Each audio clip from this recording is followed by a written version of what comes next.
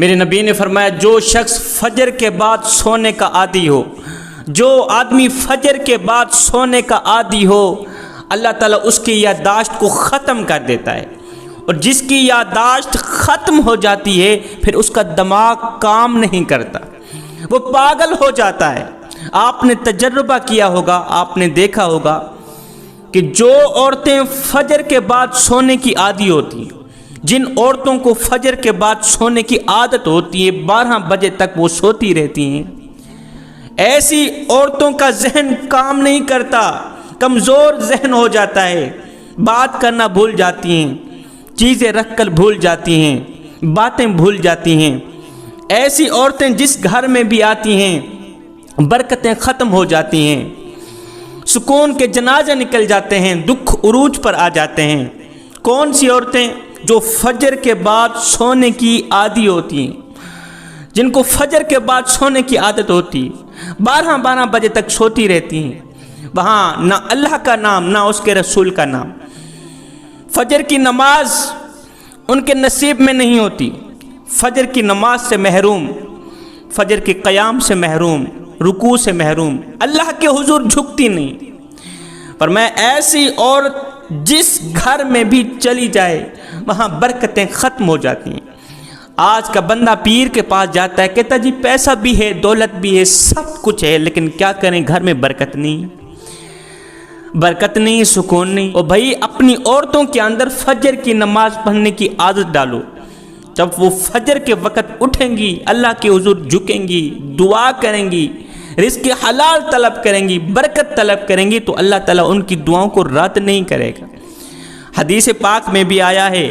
اور بعض روایات میں بھی آیا ہے کہ حلال رزق ان لوگوں کے لیے تنگ کر دیا جاتا ہے جو لوگ صبح دیر سے اٹھتے ہیں، جو لوگ 12 بجے اٹھتے ہیں، لیٹ اٹھتے ہیں، فجر کی نماز نہیں پڑھتے، ان لوگوں کو ادھر ادھر کا تو بہت کچھ ملتا ہے، لیکن حلال رزق کے دروازے ان لوگوں کے لیے بند کر دیے جاتے ہیں جو لوگ فجر کی نماز نہیں پڑھتے، صبح دیر تک سوتے رہتے ہیں، فجر کے بعد سوتے رہتے ہیں۔ رات کو دیر تک جاگنے والوں کے لیے صبح سویرے اٹھنا کافی مشکل بن جاتا ہے، اور جو لوگ صبح دیر سے اٹھتے ہیں، فجر کی نماز نہیں پڑھتے، وہ اچھے طالب علم ہرگز نہیں بن پاتے، کبھی بھی اچھے طالب علم نہیں بن پاتے، وہ کامیاب کاروباری نہیں بن پاتے۔ اس کی وجہ یہ ہے کہ دنیا میں 99% کامیاب لوگ صبح جلد اٹھنے کے عادی ہوتے ہیں، رات کو جلد سوتے ہیں، صبح جلد اٹھتے ہیں، اس وقت چڑیوں کی آواز نہیں ہوتی، چرند پرند سب سوئے ہوئے ہوتے ہیں، یہ لوگ جاگ رہے ہوتے ہیں، خاموشی چھائی ہوئی ہوتی ہے، یہ لوگ اپنے مستقبل کے بارے میں سوچ رہے ہوتے ہیں، یہ وہ کچھ سوچتے ہیں جو دیر سے اٹھنے والا ہرگز نہیں سوچ پاتا۔ فجر کی نماز پڑھتے ہیں، اللہ کے حضور جھکتے ہیں، آنے والے اچھے مستقبل کے لیے دعا کرتے ہیں، اللہ تعالیٰ ان کی دعا رد نہیں کرتا،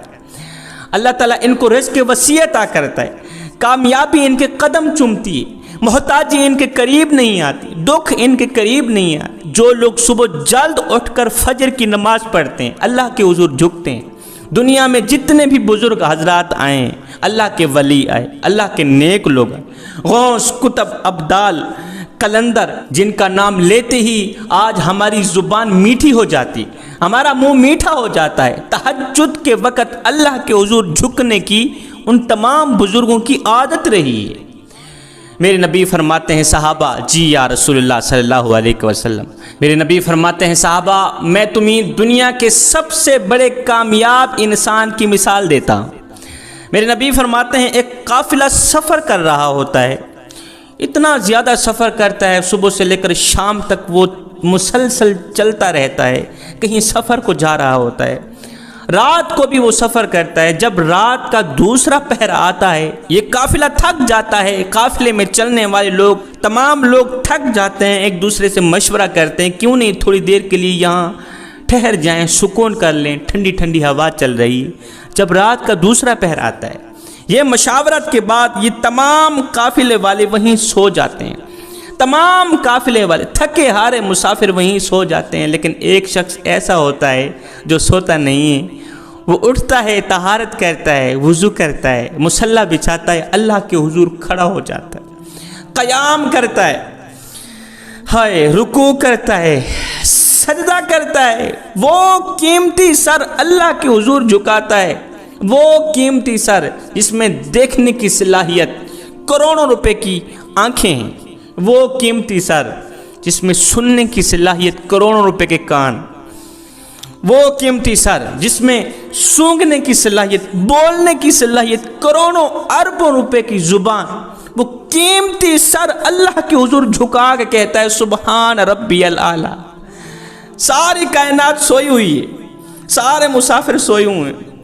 جب اپنا اتنا بڑا قیمتی سر اللہ کے حضور جھکا کے کہتا ہے نا سبحان ربی الاعلیٰ، تو میرے اللہ کی رحمت جوش میں آتی ہے۔ میرا اللہ فرماتا ہے فرشتوں زمین پر تو دیکھو، مالک دیکھ رہے ہیں، مالک عجیب سا منظر دیکھ رہے ہیں، ساری کائنات سوئی ہوئی، ایک تیرا محبوب ہے جو اتنا